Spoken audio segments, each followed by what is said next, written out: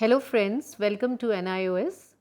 Myself Dr. Yukti Sharma from Department of Education, University of Delhi. Today we are going to discuss with you about disability acts and policies. Let's begin with the case. Shali, a 14-year-old disabled girl, was denied admission in an MCD school in class 5 on the grounds that she was average overage and hence not eligible for admission. The High Court of Delhi in Social Jurist versus Union of India and others held that Shali, being a disabled child, has the fundamental right to have access to free education in an appropriate environment till she attains the age of 18, as guaranteed to her under Articles 21 and 45 of the Constitution of India, read with the provisions of Section 26 of the Persons with Disability Act 1995. As a result, Shali was given admission to the school. Age relaxation up to 5 years has also been granted to students with disabilities in higher education.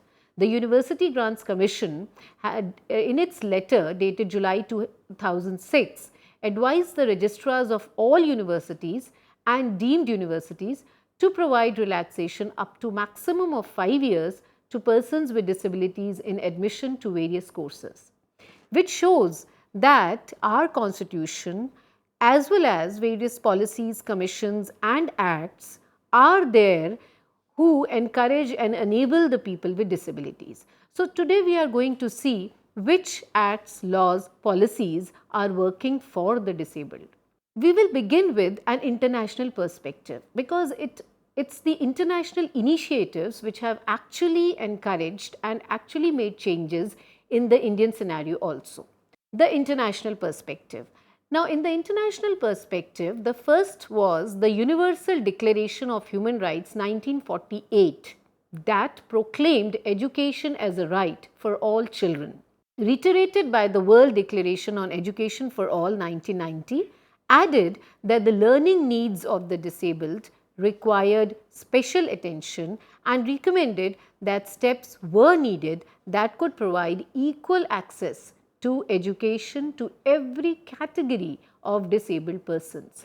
Now, this international initiative led to what we today call as RCI or Rehabilitation Council of India Act 1992, Persons with Disability Act 1995 and National Trust Act 1999 in India.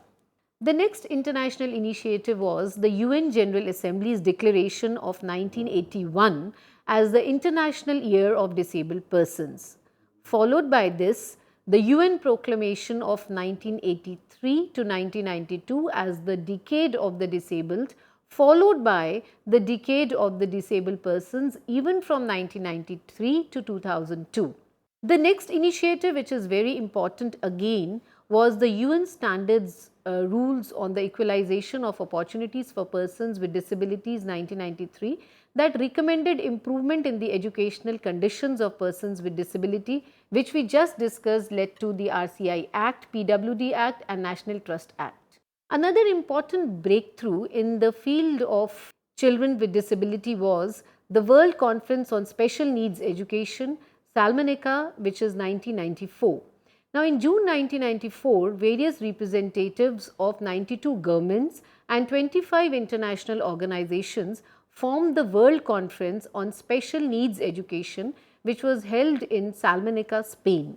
They agreed a dynamic new statement on the education of all disabled children, which called for inclusion to be the norm. Now, what is inclusion? Before going ahead, let's look at what is inclusion. Now, in this diagram, as you can see, the green stars like shapes are basically signifying the normal children, the so-called normal children, and those yellow smileys basically represent the children with disability. Now, in the first diagram, what is happening is integration, which we have been doing till now. That is, the first blue circle represents a school which is not having any child with disability, whereas the other circle represents a school where both disabled and non-disabled children are present. But the disabled children have been prepared in the special schools and then brought into these schools and integrated to these schools.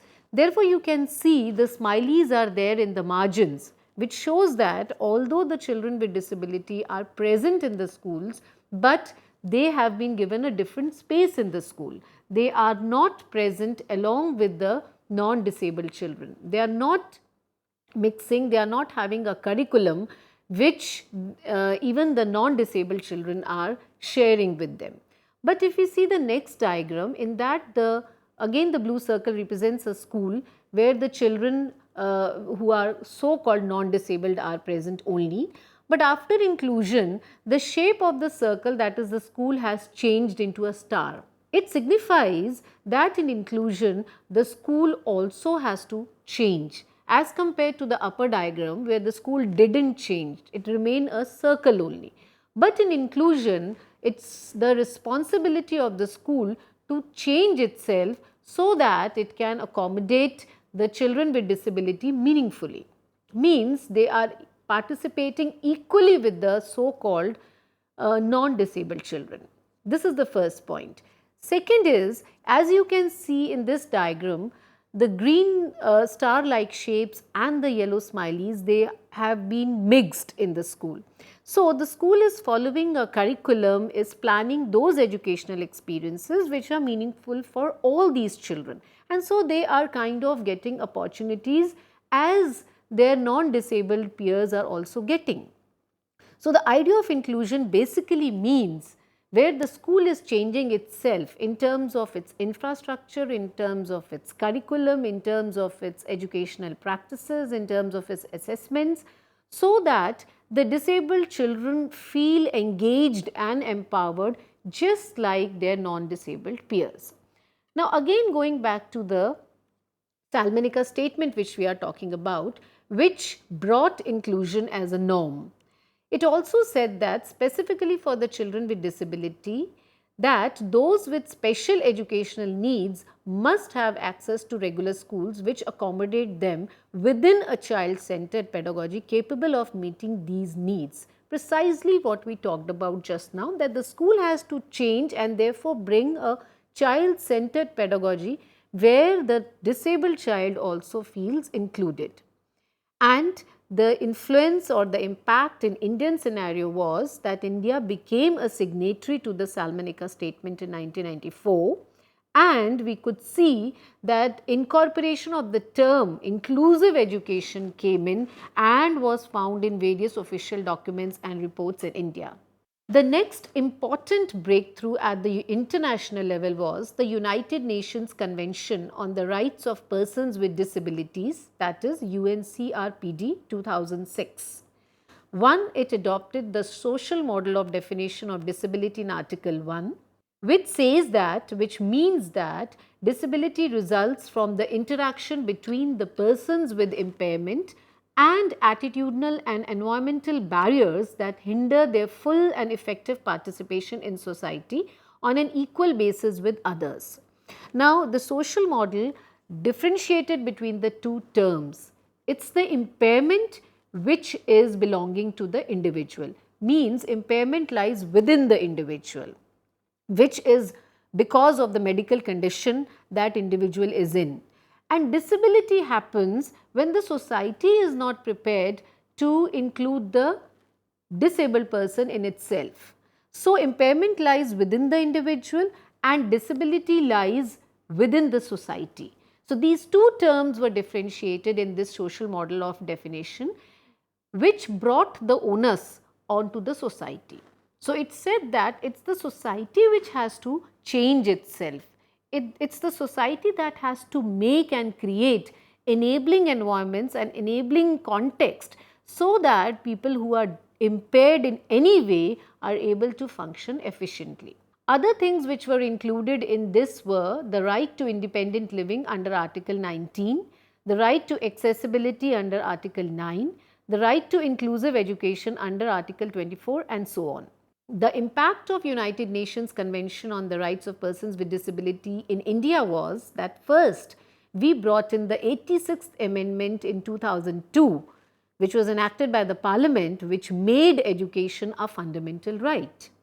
The second important change was the right to education, to free and compulsory education, which is very popularly these days called as the RTE Act 2009. Most of us are aware of this act and what are the effects of these acts in the school system, we are already aware.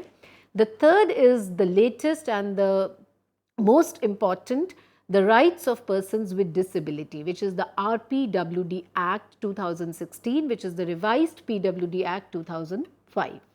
Now, let us come on to the Indian scenario. In Indian context, we should begin with the Constitution. What does the Constitution say?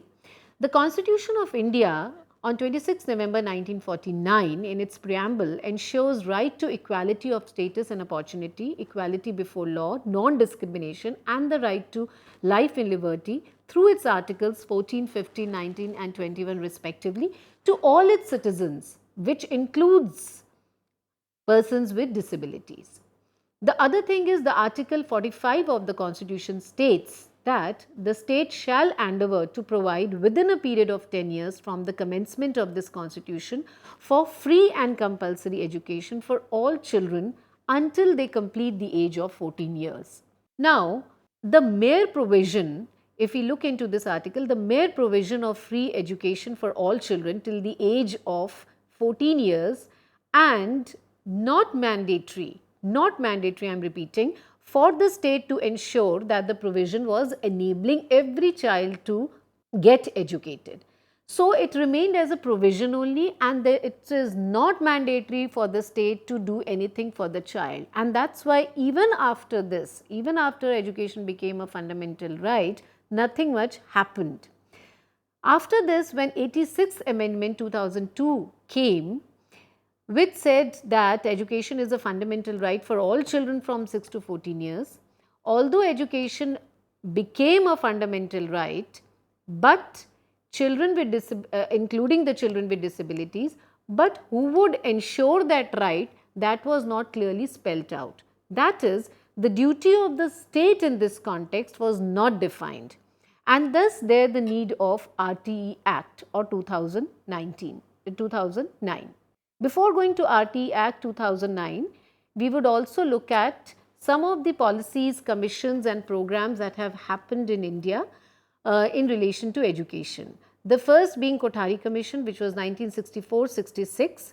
It gave the idea of common and neighbourhood schooling, which also meant that all children, irrespective of their state, whether they are disabled or belonging to any marginalized group or they are belonging to a particular caste or creed, they all are going to study in the neighbourhood school in a common school.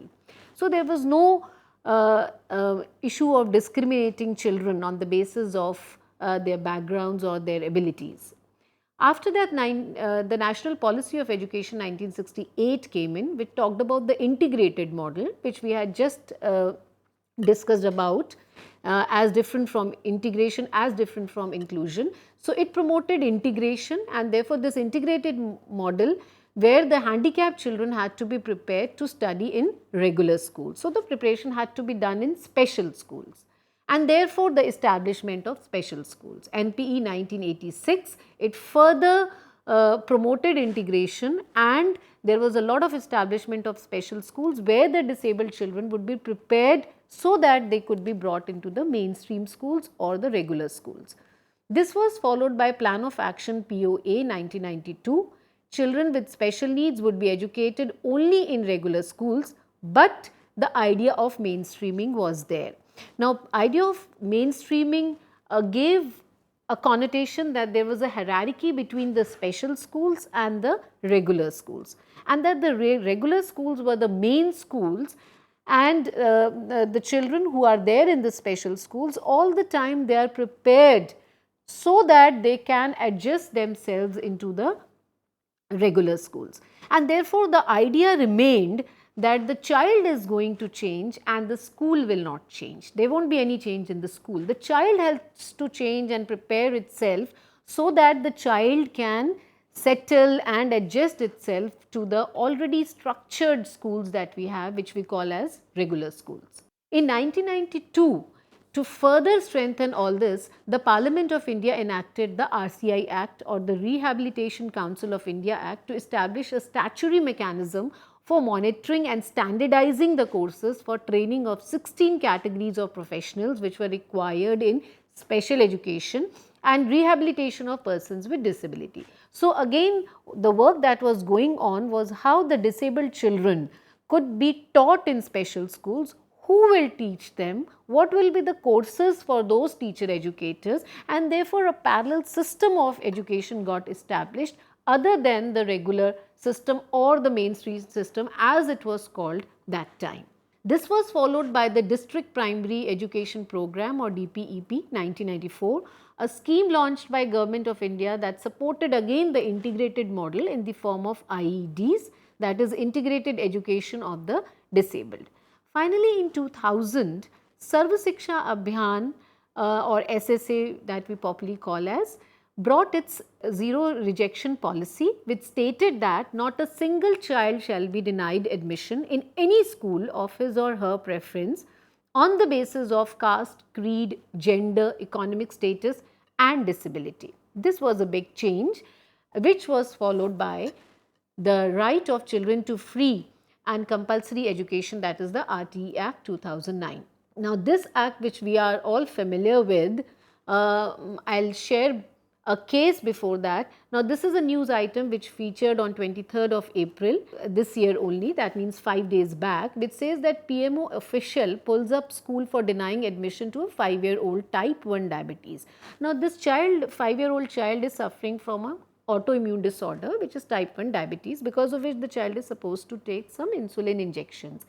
Now, the news item says that the child was denied admission by a public school in Pune, and the PMO official intervened in the whole case because it gave the argument or the rationale that RTE Act 2009 assures admission educational opportunity to every child irrespective of the condition of the child. Means that no school can deny, whether public or government, no school can deny admission to any child on any grounds. And if the child requires something, like for example, if this particular child requires some medication in between the classes, the school has to make the provision that a doctor or a nurse, whosoever medical professional is required for that particular need, the school has to make that provision. So, it is RTE is in tandem with what we discussed right now as inclusion. That is, the change has to be brought in the school and not in the child. Let's look at what RTE says as a statement.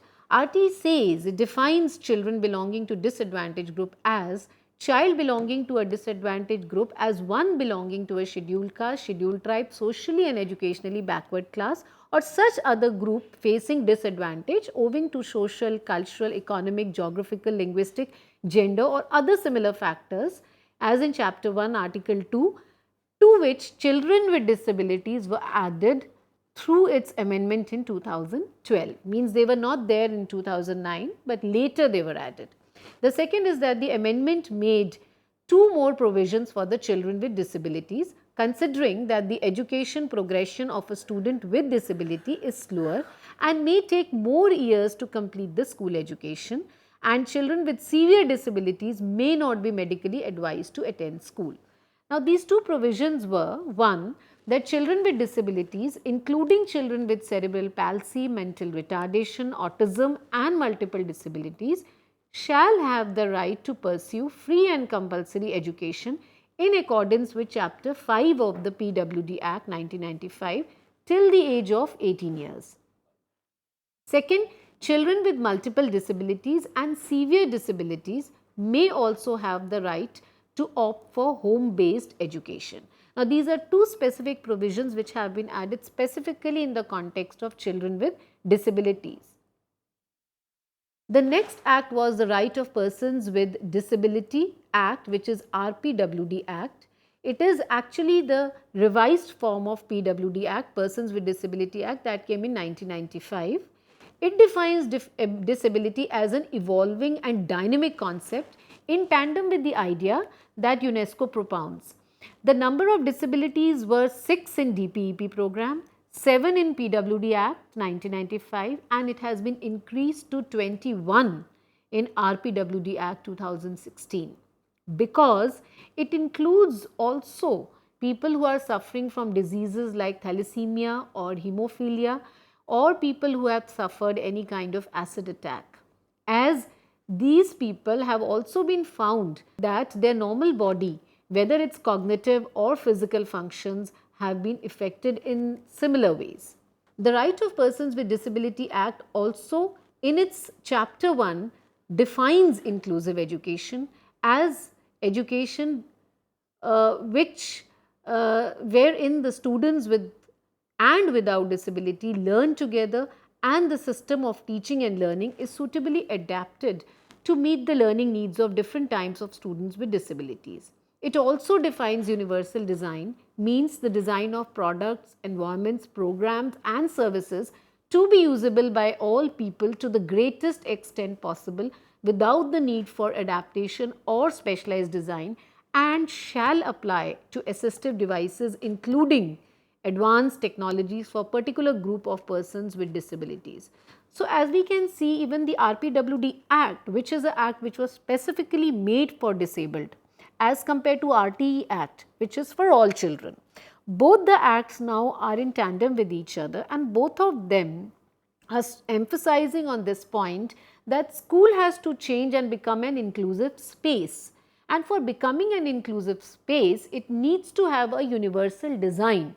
A universal design means infrastructurally or educationally, it has to prepare itself in such a way that all the children are getting accommodated, not only in terms of getting a space in the school, but also in terms of meaningful engagement and empowerment in the school. So, we will conclude by looking at what implications do these have. Now, these acts definitely say few things which as a teacher we should remember. One, a child with special needs is basically a child who, because of his or her unique medical and development difficulties, which we now refer as impairment, has needs in addition to those of his or her peers, and they have to be catered in the school in itself. The school will cater it. Second, special needs may range from mild to more severe, and therefore we can have different provisioning for that. School homeschooling can also be one of the options if the disability is severe. Third, most special needs respond well to treatment or special programs and services, and that is why these special programs and services should also be located in the school premises. Apart from also getting in the home, these children should also get it in the school, whether it's speech therapist or any kind of intervention which is required. Last but not the least, the teacher plays a very important role in accomplishing most of the needs of the child. And therefore, the RTE Act 2009 and RPWD Act 2016 are very important acts which are related to the rights of the children in these contemporary times, which every teacher should be aware of, and they should be able to explain them to the parents and other stakeholders so that they can take informed decisions for the child. Because today also there are many parents who as soon as they see, oh, my child is a special child, so I should send the child to the special school, because they are not aware of these acts and what these acts are making mandatory for the schools, how these acts are forcing the schools to change themselves for these children. And it's therefore the teachers, somewhere it's the teacher's responsibility to make the parents aware that there are other options for their children also. It's not the special school, but their child now has a right to study in a regular school with other children, and the school cannot deny admission as well as other provisioning for their child. There are some readings which I have brought for you that you can refer to in context of the various rights policies. Also, I have listed the two acts, RTE Act 2009 and their websites, which you can take down, and these both the acts are available on these websites. So, I would request that all of you should go through the acts. The acts have lot of rationale in it, that why particular statements have been given in the act. So, that rationale also should be understood by the teachers. So, I conclude by saying that the teacher has a major role to play. These acts and policies would remain on papers only if we are not able to implement it, and the major stakeholders in this process are the teachers. Thank you.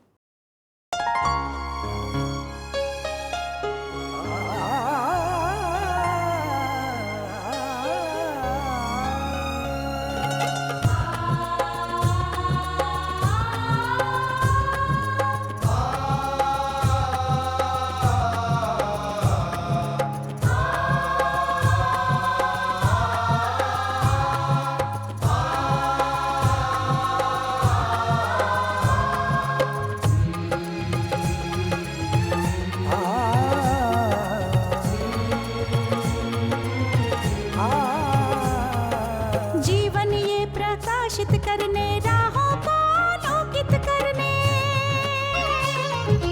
जीवन ये प्रकाशित करने, राहों को आलोकित करने, हम अपना दीपक स्वयं बने, हम अपना रास्ता स्वयं चुने, अपना दीपक स्वयं बने, हम अपना रास्ता स्वयं चुने। जीवन ये प्रकाशित करने, राहों को आलोकित करने।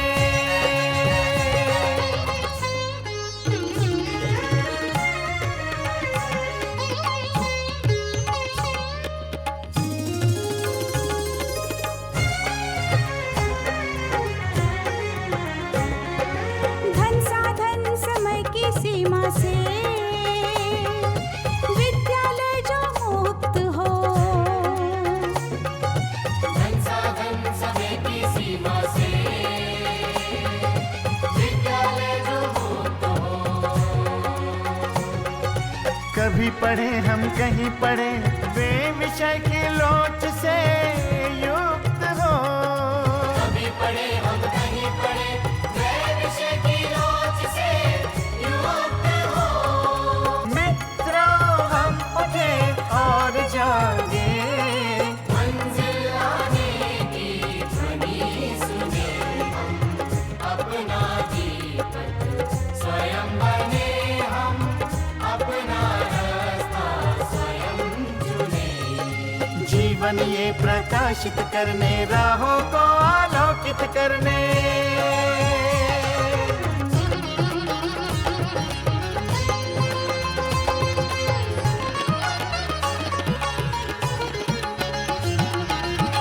राष्ट्रीय मुक्त विद्यालय का है द्वार खुला सबकी खातिर। शिक्षा परीक्षा का अवसर एक बार ही क्यों मिलता फिर।